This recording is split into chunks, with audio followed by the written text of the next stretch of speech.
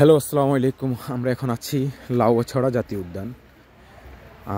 এই বনটা আসলে এই বনে অনেক ধরনের জীবজন্তু আছে, যদিও সেটা এখন আর সহজে দেখা যায় না, কারণ একটা সময় এই বনটা খুব নীরব ছিল। এখন কিন্তু পর্যটকের প্রচুর আনাগোনা। আর এটার ভিতরে সবথেকে সুন্দর একটা জিনিস হচ্ছে এই বনের ভিতর দিয়ে কিন্তু একটা রেল লাইন গেছে, যেটা আসলে পর্যটককে খুবই আকর্ষণ করে।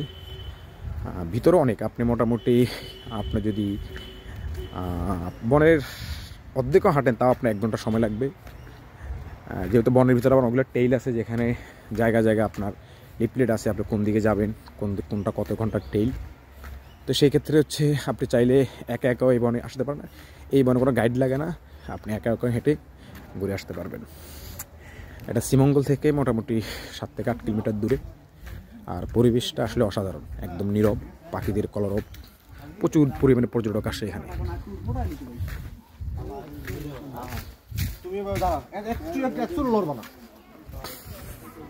গাছগুলো দেখেন, রাস্তার দুই পাশে সারি সারি গাছগুলো অসাধারণ।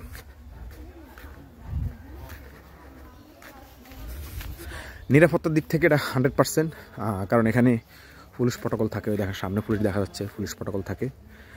তো যারা আসলে আসবেন চেষ্টা করবেন যে বনের ভিতরে যেন আপনারা ময়লা না করেন, কারণ অনেকেই কিন্তু আসে প্লাস্টিকের জিনিসপত্র রেখে চলে যায়, আসলে যেটা আমাদের জন্য খুবই ক্ষতিকর, আমাদের জন্য এবং এই পরিবেশের জন্য। আপনি যখন প্লাস্টিক ফেলবেন, আপনার দেখা দেখা আরেকজন ফেলবে, সেই ক্ষেত্রে একটা সময় এই বনটা একদম পুরো নষ্ট হয়ে যাবে। যদিও আমি এখন পর্যন্ত আসলে বনে পরিবেশটা ভালোই দেখতেছি। আর এখানে হচ্ছে কি আর নির্দিষ্ট ময়লা ঝুড়ি আছে, আপনি চাইলে নির্দিষ্ট ময়লা ঝুড়িতে আপনার যে ময়লাটা সেটা নির্দিষ্ট ময়লা ঝুড়িতে রাখতে পারেন, বা সাথে করে নিয়ে ঢাকাও নিয়ে যেতে পারেন। বনের ভিতরে এভাবে এই যে ছোট ছোট খাল আছে, যদি এখন শীতকাল তাই শুকনা, বৃষ্টির সময় বা বর্ষাকালে কিন্তু এই খালগুলো দিয়ে অনেক পানি নামে। এখানে মোটামুটি প্রচুর পরিমাণের হনুমান, বানর এগুলো দেখা যায়। আমরা হয়তো সামনে গেলে বানর দেখব।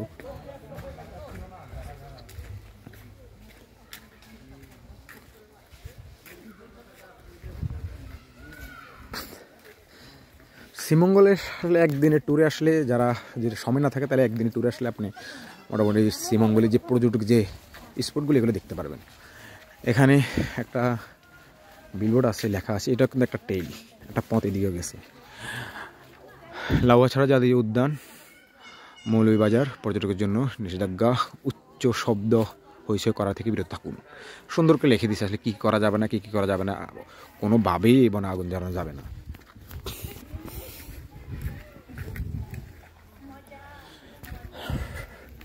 আর শ্রীমঙ্গল আসলে শ্রীমঙ্গলে চা বাগান অভাব নেই, আপনি চা বাগান, রাবার বাগান মোটামুটি আছে। তবে শ্রীমঙ্গলের সামনে আমি মনে করি যে বাংলাদেশের সবচেয়ে সুন্দর চা বাগানগুলো হচ্ছে শ্রীমঙ্গল, এবং দেখতে অসাধারণ লাগে।